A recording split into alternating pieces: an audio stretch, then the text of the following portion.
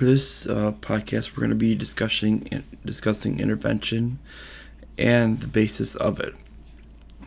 For this, obviously, intervention means a lot of different things. We're actually going to discuss it in more of a broad sense, and we're going to get down to a couple different things on it. But first, we're going to discuss basically with a question on it is, are people allowed to make their own decisions freely without someone trying to influence that decision with force? Now, if you say that they should be able to make these decisions freely and that they should not have force thrusted upon them, then you should be one that does not believe in any type of intervention. Now, where we can have intervention, we can have military intervention, we can have economic intervention, we can have monetary intervention, we can have such things as intervention through trade, we can have intervention through the environment as well, and such and other things as well, through even through local situations to where we have restrictions on business and how you have to conduct it, and even through in the system of politics and other different ways we have to deal with others in this world. Now, if you actually believe in fully freedom and people being able to decide on their own, you should be able to be on the side of people deciding what they want to have done. Now let's look in the idea of of political freedom of other countries, and should we intervene in these other countries? Now, people state that we should intervene in Venezuela. Now, I'm one of the states that we shouldn't, because if you look at Venezuela, they chose to actually have socialism. Socialism, as we all know, is actually a system that will always go to a tyranny. It doesn't matter what you state, socialism is tyranny. And I know that you'll have advocates like Michael Moore or Sean Penn that say socialism is great, or you'll have other people out of Hollywood that say socialism is great. But if we look at history, Hitler was a socialist, and even if you go into other things related to it, like communists, you have Stalin as communist, Mao as communist. These all develop into horrible, horrible systems. And do we want this in our country? Do other countries want this? And they try to point to, but that's not real communism, that's not real socialism. Well, that actually is, if you look at the way it was originally written. It's basically where the state controls everything. The state controls all of your rights. The state controls all of the wealth. And they divvy it out as they see fit. Well, basically is, if you have no rights, unless the state tells you have rights, and the state tells you have no wealth unless the state gives it to you, what do you have? You have nothing. You're a slave. You're nothing more. And when you have this, essentially, it's going to go south very, very quickly, because the state's going to make sure, even if there's shortages based on supply and demand calculations in which they're going to ignore, even if supply goes horribly, horribly wrong and goes down, they're going to ensure that the leadership always has enough supply. They're never going to short themselves of supply. So whatever's left is going to be basically given out to the people, which is not going to be enough to survive, to live. This means medicine, this means food, this means shelter, and they're going to always die. And basically they're going to either A, evenly divide it up, or B, they're basically going to cause, where basically the most loyal people get the best access, and the people who actually want to fight for freedom end up dying to ensure that they have loyalty in their country. And this is what they're going to do. They're going to basically cause those people that might be looking toward a new governing system such as capitalism, they're going to make sure that they have no access to food, no access to medicine, no access to shelter, no access to anything that they possibly would need to basically have the basics to survive. And so they die off because they don't want them to actually compete. And you might call it, and they would call this, but this is democratic socialism, like they do in Venezuela. Well, it is democratic, but when they control all the supply of everything, this is what happens. It's not really democratic when they can say to their opponents, hey, we're going to either A, kill you because we control all the guns, or B, we're going to take away we're going to basically take away all of your access to food and shelter and medicine because we don't like what you stand for. And this is when it ends up happening. Well, the best way to do it is not to intervene, but actually to allow these people to naturally basically fight through and work on the idea of spreading ideas, not through more bloodshed.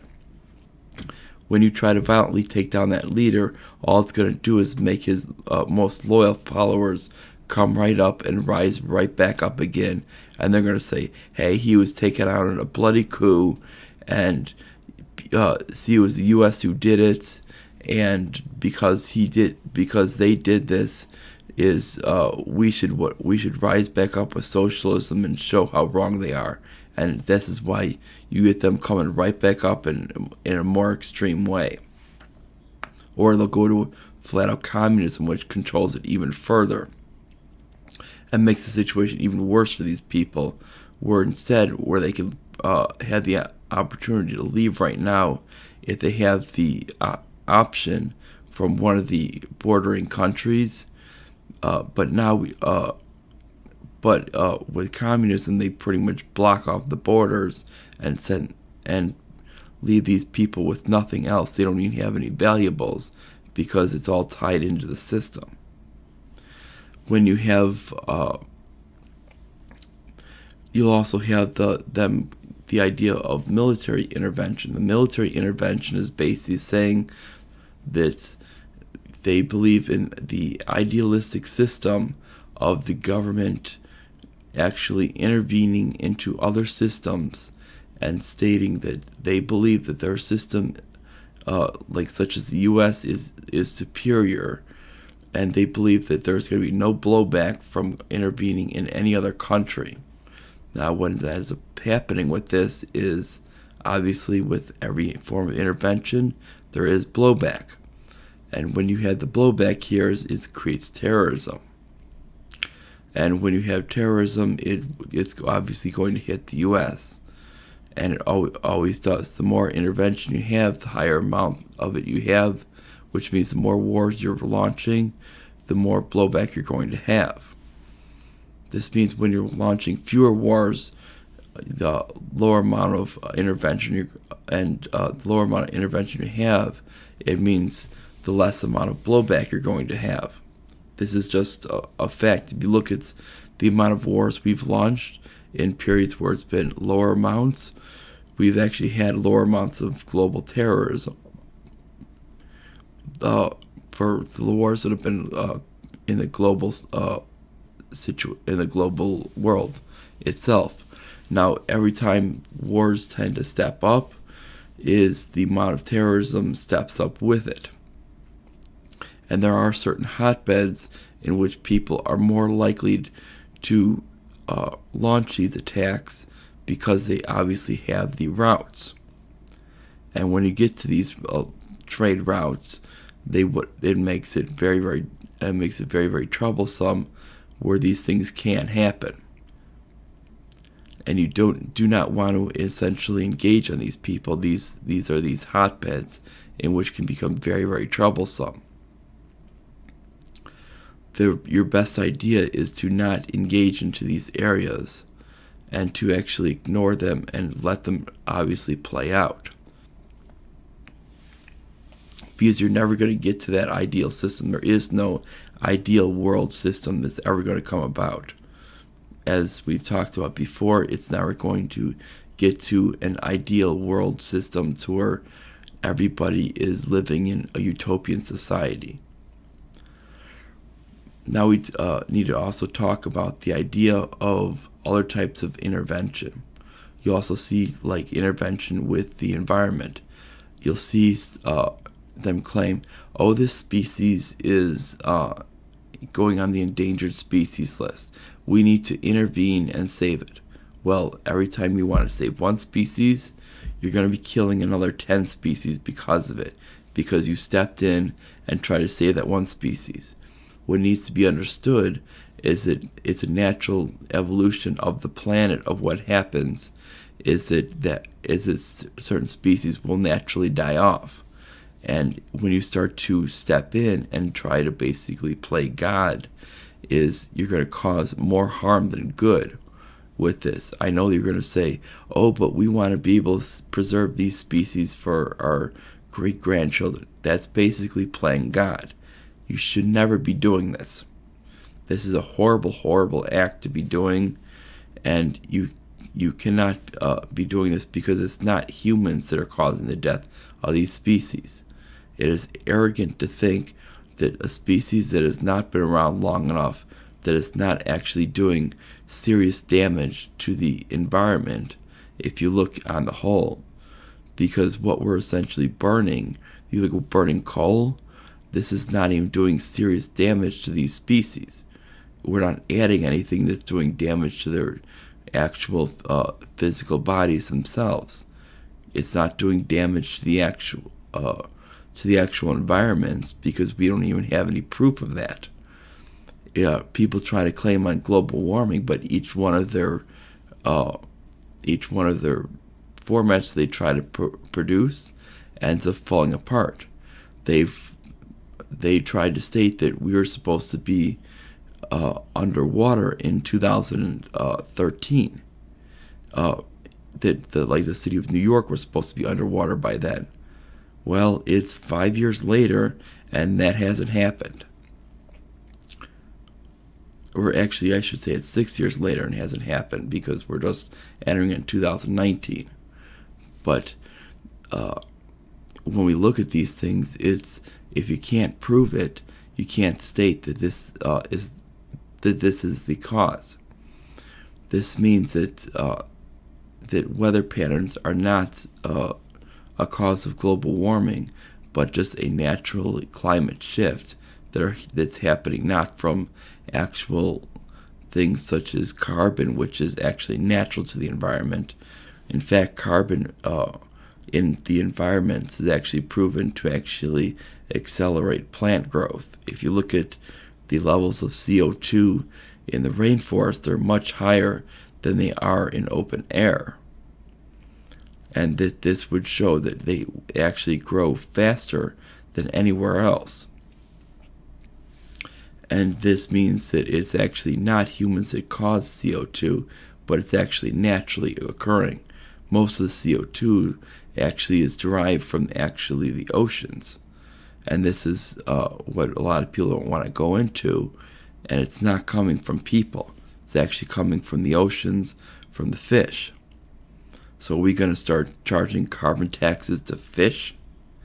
And the solutions, even for global warming, have been completely insane as well.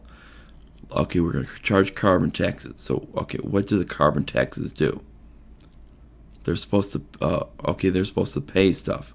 What do they pay? Nothing. They're actually just going to line the pockets of these billionaires and these government entities and governments, and they do nothing. They don't even actually address anything.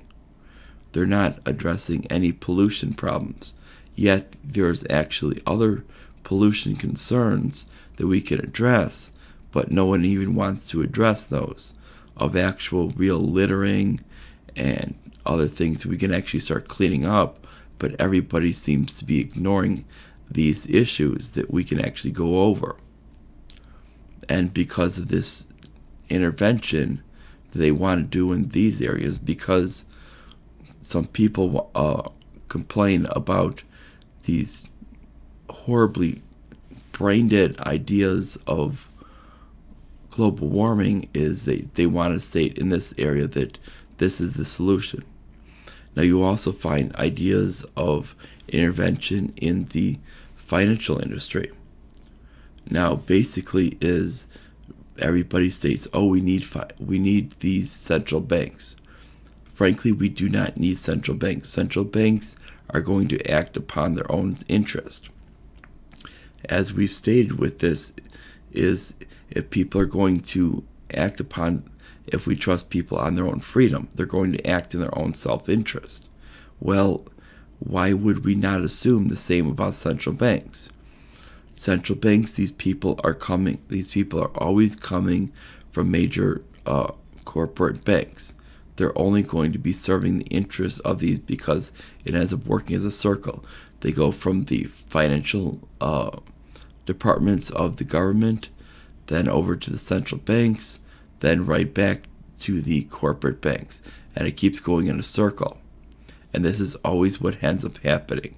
So they're always going to be serving these three groups. And they're never going to be serving anything else. So they're not actually looking at anything else.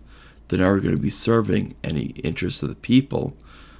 They're always going to be serving the interests of either themselves or those corporate banks. And this is why the corporate banks were the ones that initially pushed for this. They knew if they can grab control of it, even if the government had to, even if the executive had to choose them to be nominated and confirmed to these positions, they knew that once they can get the government into buying up debt, they knew that they basically could pretty much control the whole system. That they can get the government essentially allowing for fractional reserve banking, which essentially means that they can pretty much have people put in money, and that money's going to lose value every second it's in there. So no matter what they do, what that customer does, they're losing money. They're losing actual wealth. And this is the way it goes. And the bank's gaining wealth basically on that person putting in that money. And when we went on to break with the Bretton Woods Agreement, which pulled us off the gold standard, this completely allowed them to eliminate any type of ability to have to hold any type of thing of wealth, because you're not even matching anything off this, because the money's not worth anything. It's only worth what people believe it's worth. And now we go into the idea of actually into like the regulation of business. Now, when the more you regulate business, the more it hurts people. And what the idea is to make people believe, is to make the actual people believe that this intervention is actually good for the people. It really isn't. And this is the whole thing of basically where it benefits big business and it hurts small business, and it doesn't allow actual freedom of choice. It's to eliminate this freedom of choice. And it still goes into that idea of basically trick people into thinking that they have their own freedom of choice. Well, when you keep adding more and more regulations, you're just going to basically cause a limited option of areas to go to. And this is where the idea of regulation is to cut your idea of choice. When you have no choices to go to, it allows basically the system to be so contracted down that you basically have either A or B to choose from. There's not the 50 million choices, because there's so many hoops you have to jump through to actually start the business, And then when you start to rise up, there's so many taxes and regulations to go through that by the time you actually kind of get anything going, is you're fighting with these major businesses that have fought for all these regulations and that they can handle, but you can't. Then when we go up to the idea of politics, this is another one. They've limited choice deliberately. They've even opted for using the idea of social media and web searches to essentially limit what you find. Now, if people are able to make their own choices, which I believe they should be able to, you're not going to be affected by what this media company says, whatever anybody says. You should be getting access to as much information as possible. And you should be able to sort it out, find what you believe in, and go for it when it comes to election day. Because the idea of when they're saying, oh, there's election interference from this country. Well, frankly, when we have international media, you're going to have so-called election interference from what they claim from other countries. Frankly, we've had it from other countries countless times when we have these lobbyists, but no one's talking about that. They want to talk about these countries that really don't even exist, that don't even cause any impact on the election whatsoever. If we want to talk about serious impact on the elections, we should be talking about the actual search engines that are limiting the actual results on the actual outcomes of these of the information that's limiting what people get to see. And this is a serious issue. You should be able to get to see all bits of information on all candidates. I don't care what type of party you belong to. You should be able to get all information on all candidates that's out there, not just a limited amount and for reasons of steering candidates one way or the other. And we found that in recent information that Google was guilty of actually steering people toward they could have been voting for other parties such as the Republican, Constitution Party, Libertarian, or Green Party. They got them to actually vote Democrat, and that number could have been anywhere between 600,000 to 2.2 million. Now this is very, very disturbing because depending on where these votes were, that could have actually swung several states toward Trump, depending on where they were and where these areas were. I mean, there's some areas where that if these were concentrated areas, that could have easily swung certain states over to Donald Trump. And this was just in the midterms alone. And that's a lot of votes. If we look back at 2016, God knows what numbers these were at for election swing. This could have been easily higher than that. And we know that if a company's willing to tend to lean one way or the other to sway someone's votes just as a search engine, especially the largest search engine in the world, we know that they're going to they can basically sway elections. And this is where we need to seriously look into election meddling, not necessarily looking at countries, because countries are going to have their own interests, and you're going to have certain ones that are going to look one way or the other, and it's all going to neutralize out. But in fact, and they are also getting to lobbying, but it's which obviously we need to stop, but that's another issue. But the issue should be actually the intervention on election from the search engines. Now, these search engines need to all be investigated, and seeing how they're swaying people. And they need to look from the outcome of the elections and what they're doing, because we don't need people having their choice limited from the limitations of information. People deserve 100% of the information out there, not being told you're not allowed to have that information. We even saw last time around with most of the mainstream media telling people that they were not allowed to have this information because they're not privileged for it, for information on Hillary Clinton. Because you had independent journalist group WikiLeaks having information, giving it out, just because their preferred candidate was the one that was being discussed. Now, WikiLeaks does not prefer any candidate of any type. They weren't able to get anything on Trump, and that was the reason.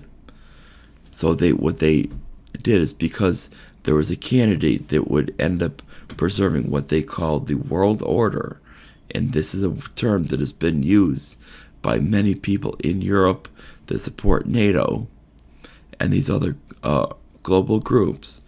And just because there was one candidate that supported it, one candidate was against, it was basically the media made their choice. And when there was negative things that came out about the one who supported this global order, is they didn't want that to impact negatively their candidate. And they essentially wanted to intervene, again, intervention, to ensure that their candidate won. And this is why we don't want intervention. Intervention is never good. We don't want anybody basically choosing what we have allowed for opportunities in our life. If we're going to be free individuals, we need to be able to choose what we can do and what we can't. Now, they're always going to do distractions of saying, oh, this group's intervening, that group's intervening. But the fact is when they have minimal effect and their impacts are neutralizing themselves out, they're not really intervening. What's really intervening is actually these groups out there that are actually trying to cause either war, that are trying to actually cause war out there, the ones that are actually trying to control the ability for your money to maintain its value, and the ones that are actually trying to basically intervene into the environment, the ones that are actually trying to intervene into the actual functions of business, and the ones that want to intervene into the basic functions of government, and the ones that basically want to intervene in your ability to get information and live your life freely. This is where we also go into what I'd like to do is go into the war on drugs a little bit as well. This is another intervention. Anything that is a nonviolent crime should really not be prosecuted.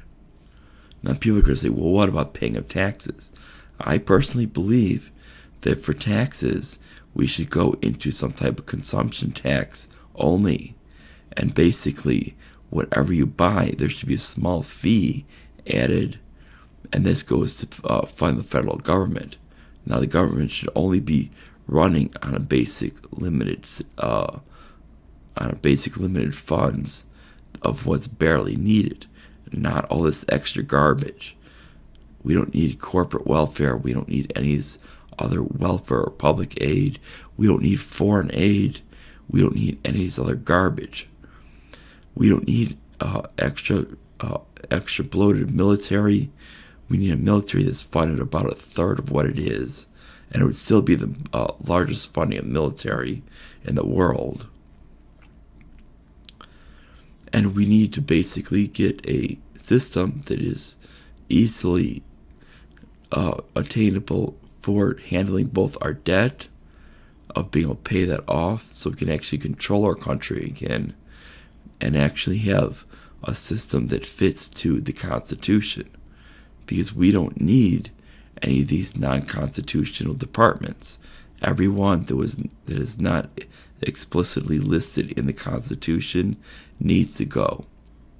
If it's not there in the Constitution, gone. Simple as that. It doesn't take a genius for that. And basically, you will notice that we'll have a lot more freedom. You'll have a lot more money in your pocket, and basically people can actually deal with their lives in the communities they live in, not basically be ruled with an upper class from DC. Now, if you like this podcast, like it, please subscribe to my channel. Click the bell to get the notifications.